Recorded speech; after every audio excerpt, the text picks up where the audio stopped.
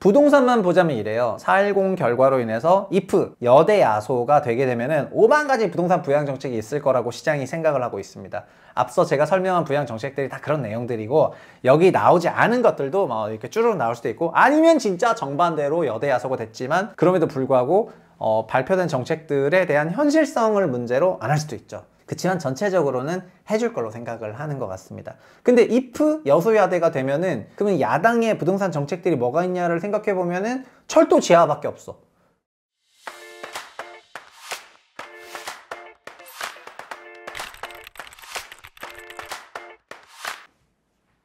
안녕하세요. 최상욱의 부동산 심부름센터 센터장 최상욱입니다.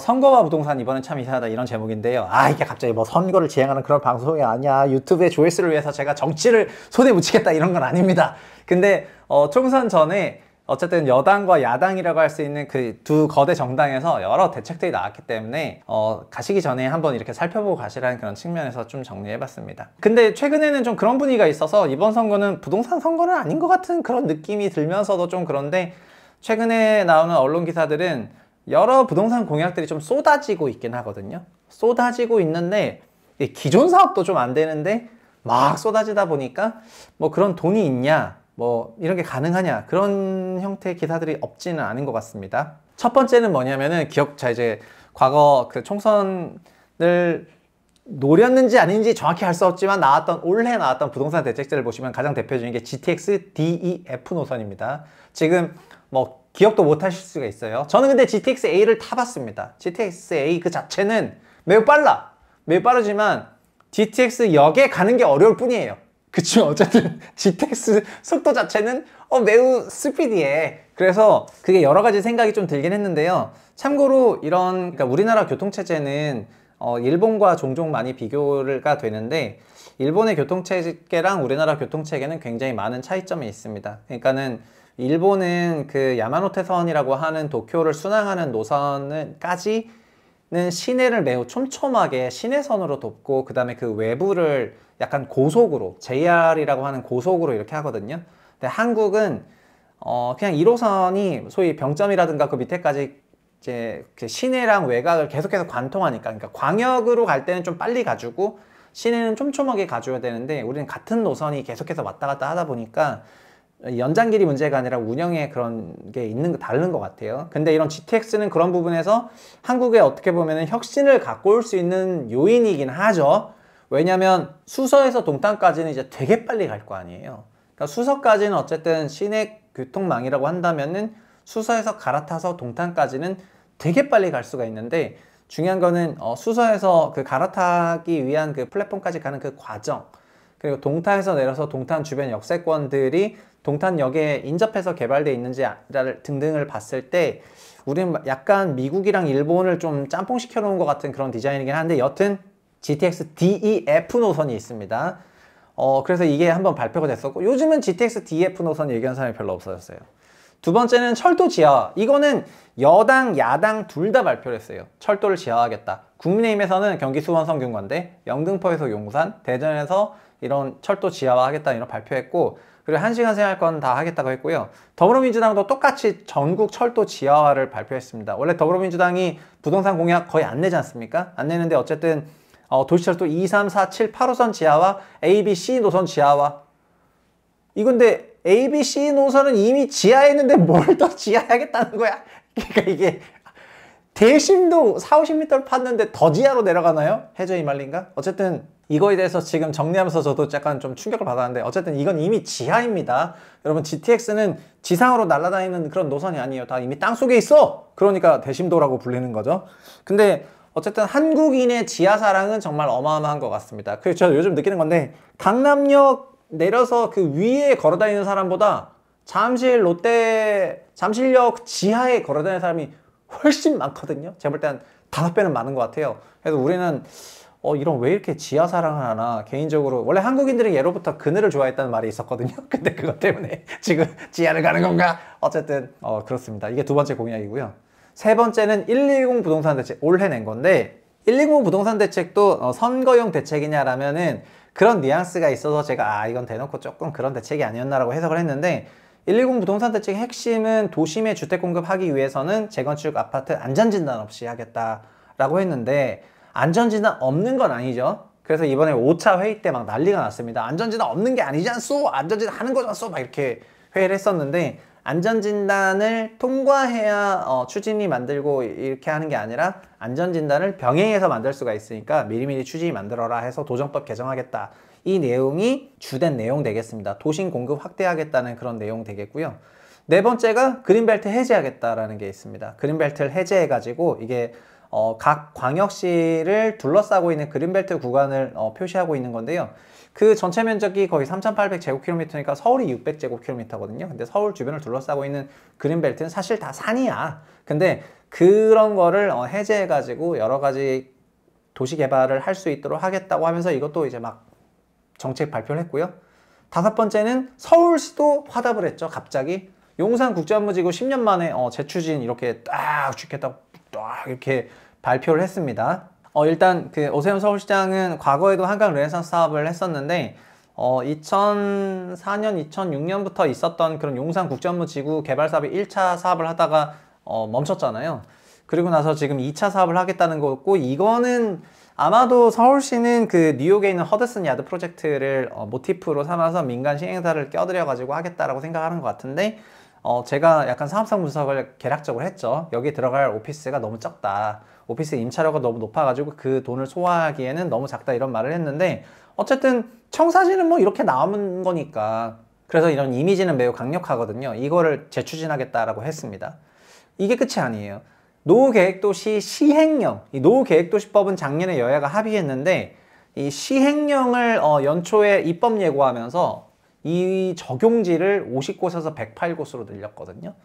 그래서 사실상 거의 대부분의 지역들을 다 노후계획도시법으로 다 끌어들일 수 있도록 이렇게 만들면서 이렇게 짜잔 하고 요것도 때렸어요.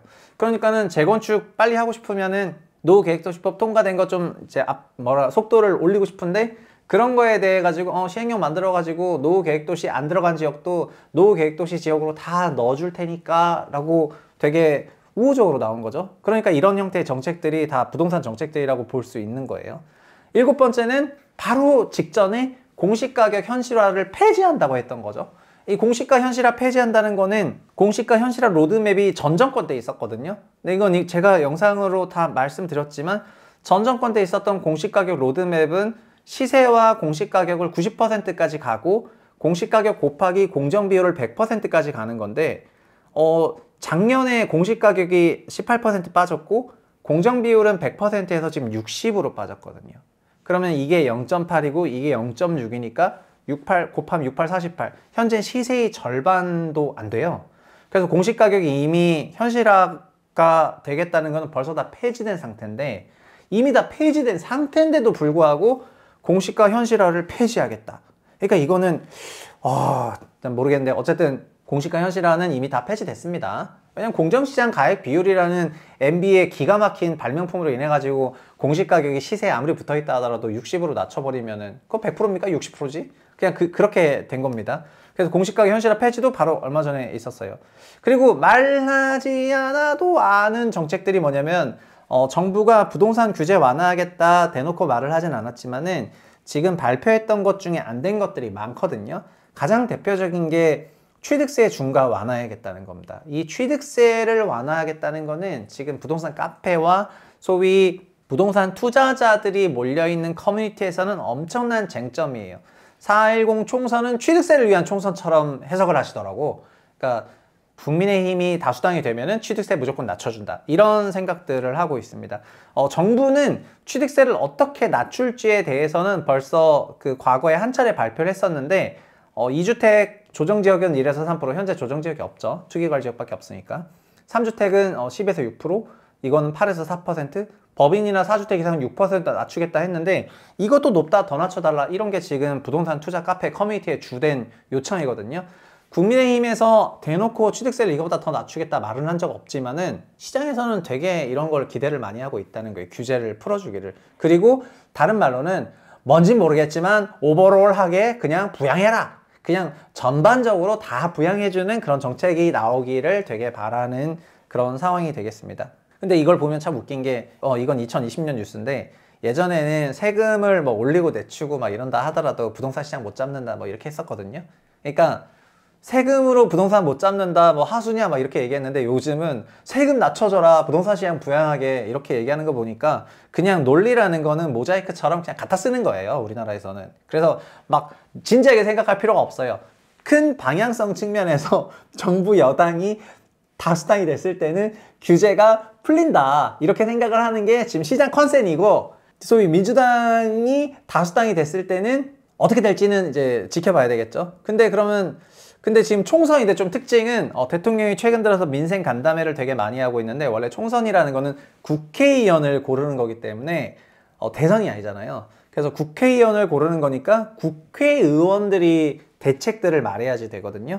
근데 지금은 대통령이 이런 민생 간담회 등을 통해 가지고 정책들이 옆으로 나오고 있습니다. 그래서 지금은 이것도 어쨌든 달라진 22대 환경의 그런 풍경 중에 하나인데 저 개인적으로는 흥미롭게 지켜보고 있습니다. 자, 봐볼게요. 부동산만 보자면 이래요. 4.10 결과로 인해서 if 여대 야소가 되게 되면은 5만 가지 부동산 부양 정책이 있을 거라고 시장이 생각을 하고 있습니다. 앞서 제가 설명한 부양 정책들이 다 그런 내용들이고, 여기 나오지 않은 것들도 막 이렇게 쭈르륵 나올 수도 있고, 아니면 진짜 정반대로 여대 야소가 됐지만 그럼에도 불구하고 발표된 정책들에 대한 현실성을 문제로 안 할 수도 있죠. 그러니까는 그치만 전체적으로는 해줄 걸로 생각을 하는 것 같습니다. 근데 if 여소야대가 되면은 그러면 야당의 부동산 정책들이 뭐가 있냐를 생각해 보면은 철도 지하밖에 없어. 그래서 이게 맞네. 나 그래서 지금 소위 그 민주당으로 불리는 그 야당은 부동산 대책을 거의 안 냈죠. 철도 지하만 냈어요. 근데 철도 지하화도 아시겠지만 국민의힘에서 주장한 GTX와 철도 지하화 전체적으로 들어간 예산 자체가 60조가 넘잖아요. 그래서 저는 그런 얘기를 하는데, 미국이 뭐 칩스법이다 뭐다 만들어가지고 그 반도체 공장 설립한 그런 기업들한테 보조금 주고 하는 건데 우리도 그렇게 하는 게 훨씬 낫지. 지하 인프라 깔아야 되냐. 그리고 GTX ABC는 이미 지하인데 그걸 또 더 지하로 보내. 하여튼 그렇게 생각을 하고 있습니다. 부동산 정책만 보면은 지금 야당은 전혀 성장하지 않았다, 그렇게 말씀드리겠고요. 그러니까는 과거로부터 전혀 성장하지 않았어. 그 소위 김수현 전 사회수석이 부동산 정책을 총괄하던 그런 시기에서 지금은 부동산 정책을 아예 안 내고 있는 시기가 됐고, 지금은 뭐 미래 비전도 없고 리더도 없고 약간 그런 상황이 되다 보니까 철도 지하화 정도 나오고 적당히 넘어가려고 하는 것 같습니다. 그래서 여소야대가 된다 하더라도 부동산적인 측면에서 뭐가 달라질지는 잘 모르겠고요. 여대 야소가 되면은 부동산적인 측면에서는 확실히 부양책이 많이 나올 것 같다, 그렇게 생각해 볼 수가 있을 것 같습니다.